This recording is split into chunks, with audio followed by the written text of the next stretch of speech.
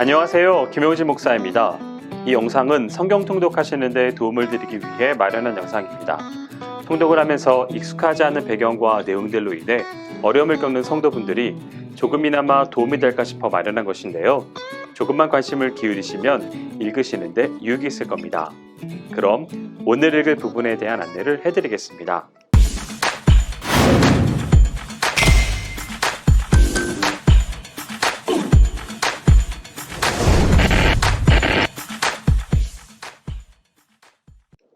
오늘 읽을 본문은 시편 6편, 8편에서 10편, 14편, 16편, 19편, 그리고 21편입니다. 이 시편들은 내용상 그리고 저자 분류상 오늘 순서에 읽으면 유익하기에 첨가하게 되었습니다.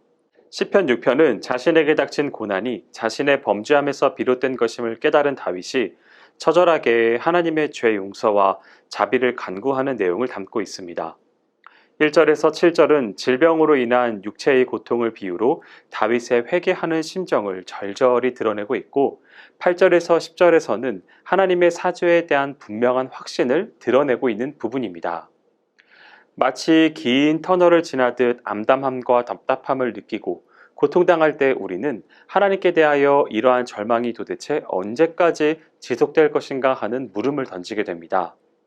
이러한 부르짖음은 남의 것이 아니라 오늘날 우리 성도들의 외침입니다. 부모와 자식 간의 관계를 절대 끊을 수 없듯이 하나님과 그의 백성과의 관계도 마찬가지입니다. 하나님께서 그의 백성을 향한 관계 역시 그분의 사랑에 기초하여 맺은 이상 어느 누구도 끊을 수 없습니다. 우리는 이러한 사랑에 기초하여 하나님 앞에 나아갈 수 있는 것입니다. 우리가 그리스도를 선포하며 기도할 때 이 세상이 비록 우리를 조여와도 이길 수 있는 힘을 얻습니다. 그리스도께서 우리를 위하여 십자가에서 모든 저주와 질병을 담당하셨기 때문입니다. 시편 8편은 그 내용상 천지창조를 다룬 창세기 1장에 대한 인간들의 화답이라고 하는 다윗의 시라고 할 수 있습니다. 다윗이 과거 목동 생활을 했던 경험 때문에 남달리 자연에 대한 친밀함을 가지고 있었던 그가 밤하늘의 달과 별을 바라보던 중 영감을 얻어 이 시를 썼을 것으로 여겨집니다. 이를 통해 신비한 우주 속에 담겨있는 주의 영광을 찬양하며 비천한 인간을 만물 중에서 존귀케 하신 하나님의 은혜에 대하여 찬양합니다. 실로 자연 만물은 그 자체로도 충분히 인간에게 감동을 주는 아름다운 것입니다. 그러나 자연 자체가 인간의 경배나 찬양의 대상이 되어서는 안 될 것입니다. 왜냐하면 자연은 불신자들이 생각하듯 우연히 존재하게 된 것이 아니라 하나님에 의해서 창조된 것이며 나아가 인간을 위해 하나님이 주신 것이기 때문입니다. 그러나 여기서 주목할 것은 만물 중 인간을 뛰어나게 하신 그분이 인간의 주인이 된다는 사실입니다. 따라서 인간은 만물의 영장이라고 하여 스스로 교만할 것이 아니라 하나님이 주신 자연을 통해 주인 되신 하나님의 영광을 높이 드러내야 하겠습니다. 시편 9편은 다윗이 과거에 하나님께서 자신에게 베풀어 주신 하나님의 공의로운 심판과 구원 역사를 회고하고 찬양하는 동시에 앞으로 닥칠 위기 중에서도 자신을 구원하고 악인을 심판해달라고 간구하는 시적 요소를 많이 담고 있습니다. 1절에서 6절은 지난날 하나님이 베풀어 주신 구원 역사와 그분의 의로우심을 회고하며 찬양합니다. 7절에서 12절은 당신의 공의로우신 성품에 입각하여 영원히 이 세상을 통치하셔서 항상 압제당하는 자와 심령이 가난한 자를 구원하시는 하나님께 대한 찬양을 합니다. 13절에서 20절은 과거에 베풀어 주신 하나님의 구원의 은혜에 근거해 이제도 고통 중에 처해 있는 시인 자신을 구원해 주기를 간구하며 악인에 대한 하나님의 보응의 심판을 호소합니다. 실로 불의에 의한 압제로 고통을 받으면서도 오늘 우리 성도들이 기쁨으로 하나님 앞에 나아가 감사 예배를 드리면서 찬양할 수 있는 이유가 바로 여기에 있습니다. 시편 10편을 통해 다윗은 만연한 악의 도전을 받자 무고한 자들을 보호하고 악인들을 심판해달라고 하나님께 부르짖으며 하나님께서 결국 모든 잘못을 바로잡으실 것을 찬양합니다. 1절에서 11절은 가난하고 약한 자들에게 횡포를 가하는 악인들의 악행들을 구체적으로 고발하며 하나님께 부르짖는 시인의 탄식이 나옵니다. 그리고 12절에서 18절에서는 시인이 악인들이 부인하는 것과는 달리 하나님의 살아계심과 이 세상을 감찰 섭리하심을 확신하며 악인의 심판과 의인의 구원을 호소하는 부분입니다. 세상은 때로 질서가 없고 악이 선을 압제하는 듯이 보이는 경우가 있습니다. 그러나 이러한 경우에도 분명하게 알아야 할 사실은 하나님께서 공평한 재판장이 되신다는 사실입니다.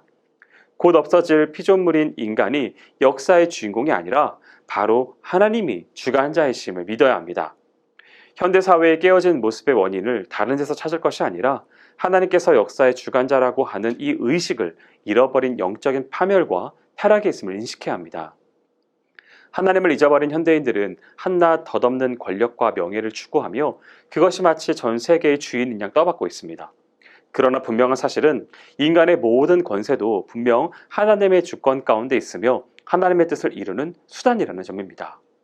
시편 14편은 전 인류가 하나님에 대한 도덕적 반역 상태에 있지만 하나님의 백성들은 이 세상에 결국 그분의 의로운 나라가 세워지기를 간절히 바란다라고 하는 내용의 시입니다. 1절에서 3절은 하나님의 존재를 부인하는 이 어리석은 악인들로 가득한 이 세상의 실상을 고발하며 4절에서 7절은 하나님을 경외치 않는 악인들에 대한 이 징벌과 그로 인한 하나님 백성의 최후의 승리에 대하여 노래하고 있습니다. 14편은 실로 하나님의 존재를 알지 못하는 자들이 사회에 미치는 악영향의 심각성을 일깨워줍니다. 하나님께 대한 두려움이 없는 자들은 동시에 다른 사람들에 대해서도 오만방자하게 행하며 온갖 악행을 저지르고도 양심의 가책은커녕 더욱 기고만장하게 됩니다. 심지어 사람들과의 관계에서 어느 정도 윤리적인 사람들조차도 하나님의 존재를 인정치 않을 때에 그들이 행하는 선은 결국 이기적인 욕심과 깊은 연관을 갖게 됩니다. 그러나 14편은 이와 같이 무신론자들이 판치는 이 세상에서의 진정한 승리자는 여호와를 경외하는 것이 지식의 근본임을 믿는 인생관을 소유한 자들임을 보여주고 있습니다. 오늘 우리는 이 같은 인생관에 근거하여 살고 있는지 아니면 무신론자들과 같은 삶의 방식에 오염되거나 동조하고 있지는 않았는지 생각해 보아야 하겠습니다. 시편 16편은 다윗이 점점 심해지는 어려움 속에서도 여호와를 따를 때 오는 축복과 죽은 이후에 올 영광을 나열하며 그분 안에서 즐거워하는 모습을 나타내고 있습니다. 1절은 다윗이 이 노래를 하고 있는 위기 상황에서 저절로 터져나올 수밖에 없는 구원의 간구를 보여줍니다. 2절에서 6절은 다윗의 여호와 유일신앙을 보여주는 부분입니다. 여기서 다윗은 하나님만이 자신의 축복의 근원이요 기업이 됨을 노래하면서 그 어떤 유혹과 핍박에도 굴하지 않고 어리석은 우상 숭배자들과 달리 자신은 하나님만을 의지하며 경배하게 노라고 다짐합니다. 그리고 7절에서 11절은 다윗이 지금까지 자신의 삶을 인도해 주신 하나님을 찬양하면서 자신이 비록 당장은 죽음의 위기에 처할지라도 하나님께서 죽음 이후의 부활과 영생으로 구원해 주실 것을 확신하며 죽음조차 초극하고 신앙의 확신과 기쁨을 노래하고 있습니다. 임박한 죽음의 직면에 있었던 시인에게 죽음은 모든 것을 종식시키는 것입니다. 그러나 죽음에서 부활하신 예수님에 의하면 죽음은 새로운 문입니다. 시인은 확신을 가지고 죽음의 위협에 맞서 일어섰고 예수님은 죽음에 다시 사실 것이라고 하는 확신을 가지고 죽음을 맞이하셨습니다. 우리도 구원이 있기에 죽음을 초월할 수 있습니다. 우리는 모두 때가 되면 죽습니다. 그럼에도 우리에게는 새로운 희망이 있는데 이는 예수께서 부활로 나타나사 우리 역시 믿는 성도들에게 부흥이라고 하는 새로운 소망이 생긴 것입니다. 이제 우리에게 죽음의 공포는 성령 충만한 삶 가운데 끼어들 틈이 존재하지 않게 됩니다. 시편 19편은 다윗이 전 이스라엘의 왕으로서 온 백성을 향하여 하나님의 권능과 위엄 그리고 하나님의 의로우신 뜻이 하나님의 지으신 우주 만물과 하나님이 주신 말씀 속에 계시되어 있음을 밝히며 이러한 하나님께 자신의 전인격이 연락되기를 간구하는 시입니다. 1절에서 6절은 하나님의 일반 계시의 도구인 창조의 신비와 그 아름다움을 노래하며 창조주 하나님께 영광을 돌리는 찬양의 성격을 지닙니다. 그리고 7절에서 14절은 인간 구원에 관한 특별 계시인 율법의 완전성과 고귀함 및 그것이 인생에게 미치는 유익에 대하여 노래하는 내용입니다. 이처럼 성격이 다른 두 부분이 함께 어우러져 19편은 결국 천지 만물의 창조주시며 생명의 말씀의 수여자이신 여호와께 순종하며 그분의 말씀을 지켜 행하는 것만이 인간의 진정한 살 길임을 간접적으로 교훈해주고 있습니다. 이를 통해 우주 만물 가운데서 드러나고 있는 하나님의 놀라운 주권적인 능력과 위대한 섭리는 하나님께 대한 모든 피조물들의 전적인 순종이 지극히 마땅한 것임을 일깨워 줍니다. 또 하나님께서 주신 말씀은 인간 영혼을 소성케 하며 하나도 그릇된 것이 없으니 날마다 말씀을 상고하며 그 말씀으로 깨우쳐 받고 주의 뜻을 좇아 선한 삶을 사는 것이 마땅함을 교훈해 줍니다. 시편 21편은 이스라엘의 왕인 다윗이 적을 이길 수 있도록 허락하신 하나님을 찬양하고 기뻐하는 내용의 시입니다. 1절에서 7절은 하나님께서 자신들이 왕의 간구를 들으시사 전쟁에서 승리하게 해주신 데 대하여 백성들이 하나님께 드리는 감사 찬양입니다. 8절에서 12절은 하나님께서 미래에도 모든 전쟁에서 다윗 왕이 승리하도록 해주시기를 기원한 백성들의 노래입니다. 마지막으로 13절은 과거에도 그러했거니와 미래에도 당신을 의지하는 자에게는 항상 승리를 베푸실 하나님의 권능을 소망하는 내용입니다. 이 기도는 언약 공동체를 살아가는 이들의 삶의 과거와 현재와 미래 간의 밀접한 연관성을 보여줍니다.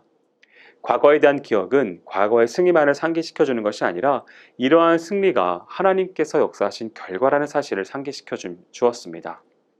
즉 이러한 과거에 역사하신 하나님의 손길을 통하여 우리는 불확실한 미래에 대해서 신뢰를 가지고 살아갈 수 있는 것입니다. 특히 예수 그리스도의 영원한 승리로 인하여 우리가 기뻐하고 감사해야 할 이유가 바로 여기 있습니다. 예수 그리스도의 죄와 저주에서의 승리로 인하여 우리는 이미 승리에 대한 확신을 가지고 미래를 개척해 나갈 수 있습니다. 우리가 현재를 승리할 수 있다라고 하는 이 확신을 가지게 되는 근거 역시 과거의 승리에 대한 기억에 있습니다. 즉 하나님의 언약 가운데 있는 우리가 소망과 열망을 가지고 살아갈 수 있는 이유가 바로 여기에 있는 것입니다. 여기까지 시편 6편, 8편에서 10편, 14편, 16편, 19편, 21편을 성경 통독하실 때에 도움이 될 만한 내용을 전해드렸습니다.